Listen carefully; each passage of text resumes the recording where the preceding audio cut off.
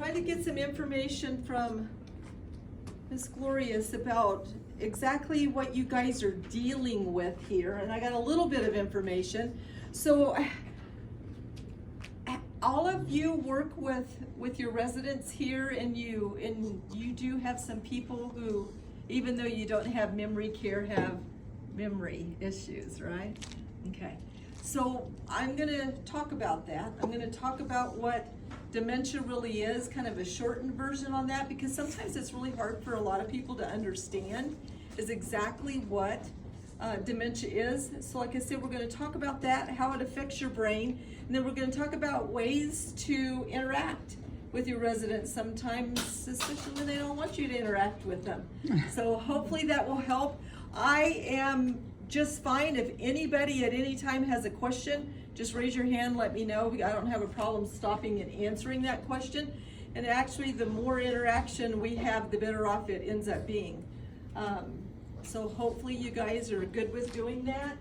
So thank you for inviting me here. I've never been to Wakefield before, so that was a great little trip over here. I saw a lot of things I've never seen before, as a matter of fact, that was really pretty cool. So, I'm standing in his way. Let me go over here. Maybe that'll be a little bit easier. All right, so we're going to talk about, like I said, exactly what dementia is. So my first question I'm going to ask you guys is, when I say that, what's the first thing you think of about dementia? What's the first thing you... Memory loss. Exactly, memory loss. That is what I always hear, is people think of memory loss, which that is part of the journey, but there's other things that are happening inside our brains that affect our journey with dementia. And first off, dementia itself is a big umbrella word, okay? You have to have 3 of these cognitive issues going on before a doctor should be giving you a diagnosis of dementia. Dementia is actually, like I said, the big umbrella word. You have 3 of these issues at least going on for him to give you a diagnosis. Did you know that there's a little more than 100 different types of dementia? A little more than 100 different types of dementia. So that can make it a little tricky when there's that many different types. And even if they get a diagnosis of exactly what type they have, which is a really good idea, if they can do that, you're usually going to have to go to a neurologist, which is a specialist in your brain, to actually get a formal diagnosis. And it takes a lot of time. It usually takes anywhere from 6 to 8 hours that someone has to undergo a whole battery of tests to actually come up with an exact type of dementia that they have. Later on, you know, in the middle of the disease, it doesn't always necessarily matter what type of dementia that you have. Earlier on, it really can. Do you guys have anybody here that has frontal temporal lobe dementia? Not right now. No? Not one that's diagnosed. Do you, and that's the trick, is are they actually diagnosed? Do you have anybody with Lewy body? Not right now. Not right now. Have you had them with Lewy body? Yep. Those are the 2 that can become quite interesting, and it is usually really helpful if you have some type of a diagnosis to know. Those 2 types, we can talk a little bit about that. But anyway, like I said, some of the things that are going on, you're going to have a decline in your cognitive function or your mental ability. That's what dementia is all about. You're having a cognitive decline. Your brain cells are actually dying inside of your brain. That's what's going on. And it happens in different areas of your brain at different times. So that's why things can look different for the different types of dementia. So one of the big things that a lot of people do not realize about dementia is it affects your vision. And a lot of people do not know that, but it does. How many of you guys realize that it affects your vision? not very many. And that can cause a lot of issues if you do not really understand that part. So what happens when they have dementia is their peripheral vision starts getting smaller and smaller, okay? So about the mid stages of the disease, this is about all they're seeing right here. Have you guys ever walked up next to somebody that has dementia, and you have walked up behind them or walked up beside them and it startles them and they have a reaction to that? Has anybody done that? I have. Yeah. I actually had somebody who tried to hit me because I scared him when I did that. He had been in the Vietnam War. He had PTSD. I knew better, but I didn't even stop and think about it. And I walked up behind him and said something, and it caused him to react.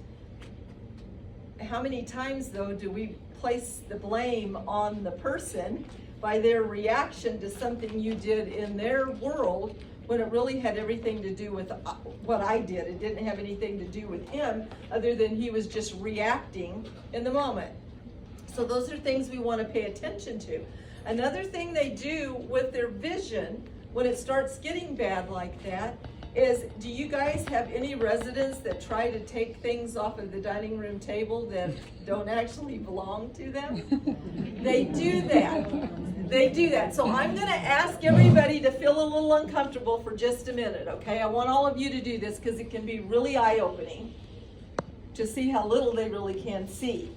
So what they say that their vision is, and about the mid stages of the disease, is if you put a pair of binoculars on. So will everybody just do that for just a second? And just by doing that, look down. Just look down and see how much you cannot see, right? Can you see even the front of you? Most of you cannot, right? Most of the time you can't. Most of the time. So, how many of you have seen your residents walking around with stuff on their clothes, and you tell them, oh, you got, spots on there, don't you think you need to change them? And they're looking down going, I don't see anything, right? They really don't see it. By the time that they get to the end stages of the disease, they say they have monocular vision. So they're only being able to see this much. So that hopefully will be helpful when you just stop and realize just how much of their vision is lost. And like I said, a lot of times they don't even recognize, they don't see things that you see, and trying to reason with them, right? The reasoning and their judgment gets affected. Your reasoning and your judgment is here in your frontal lobe. So all those brain cells start dying here in your frontal lobe. And so when you try to reason with them, it's almost impossible to do. Has anybody ever tried to reason with somebody that was drunk? How well did that work for you? Not well, right? Do you try to reason with somebody with dementia and it doesn't work well? That's why. It's because this frontal lobe is not working properly. So they're not, arguing with you to just annoy you, to just argue with you. They truly have lost the ability to do that. So that's why we have to figure out other ways to interact with them instead of trying to be logical with them, because they've lost that part. And of course their memory is going to be affected sooner or later. Some types of dementia, it will be later on before you really notice that. And Lewy body is one of them. Lewy body looks quite a bit different than Alzheimer's does. With Lewy body, you're gonna notice that they don't sleep very well. That they tend to go for long periods of time without sleeping. They have a lot more outburst than a lot of other people do, and people with frontal temporal lobe, because their frontal lobe is really affected.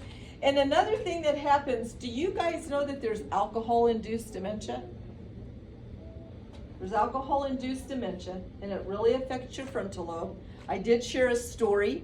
I have someone in my community, he's 61 years old, 61, and he has frontal temporal lobe dementia, and it's caused by alcohol abuse.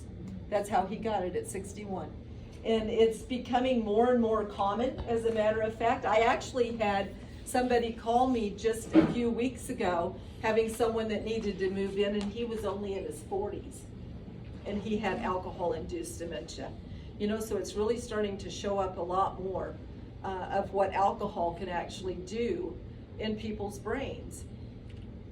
That's something to think about, you know, especially when you're dealing with people, you know, that are doing a lot of drinking. It can really end up being a big problem.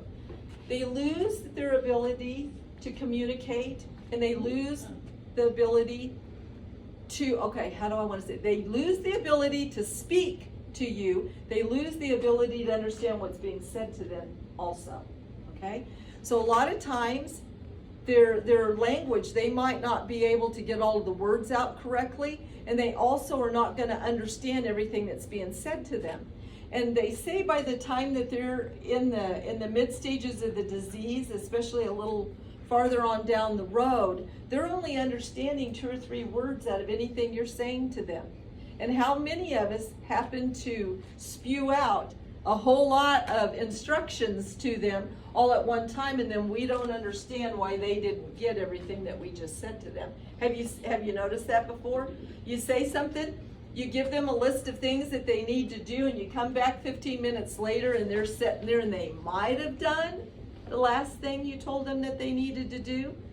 That's because they didn't understand everything you said, and plus their memory doesn't hold all of those instructions for very long either. Like I said, aphasia, which is their ability to communicate themselves, can become very difficult. They lose the ability to focus and pay attention.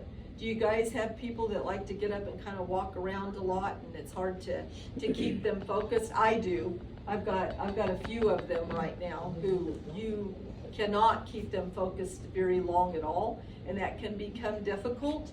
So we'll talk about some ways to kind of help that out. And they have a difficult time carrying out daily tasks. That's when a lot of family members start realizing something's going on. You know, is they're coming to visit them 3 or 4 days later, and they're still in the same clothes they had on. You know, or they notice that the food, they're not eating, you know, like they should, because they forget to do that. Do you guys have anybody who doesn't necessarily like to take a shower, change their clothes?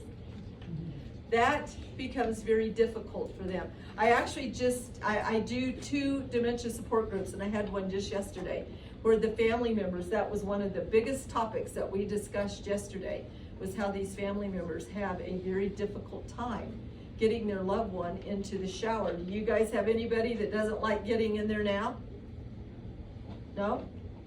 All your residents? I think they passed away. Oh, you do? Yeah, I was gonna say, good for you guys if you don't.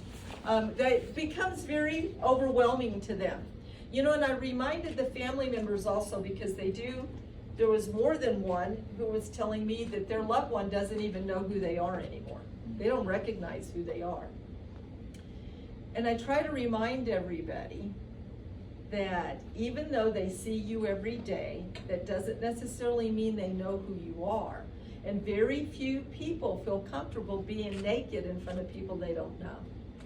You know, that's very uncomfortable for them to do, and it's scary when they're standing in a shower and all of this water's coming down on them, and they don't even know what to do, and then they have some stranger in there giving them a list of instructions, you know, on something that's very private for them to be doing, and that's when you're going to notice people, you know, getting really upset. Showers in the bathroom, you know, taking them to the restroom and getting clothes changed. So like I said, they're not doing it just to be obstinate. They're doing it because it's way out of their comfort zone, and they don't understand what's going on. So is there any questions about that these are the things you're going to notice that's happening as someone has dementia? Does that make sense? Okay. So like I said, there's over 100 different types.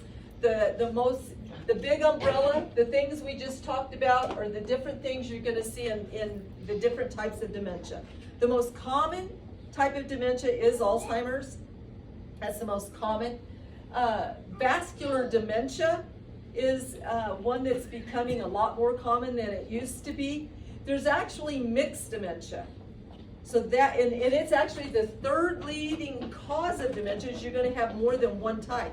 you'll have two. My father actually traveled this journey for almost 15 years, which is a very long time for someone to have dementia. He lived 10 of those years with one of my sisters.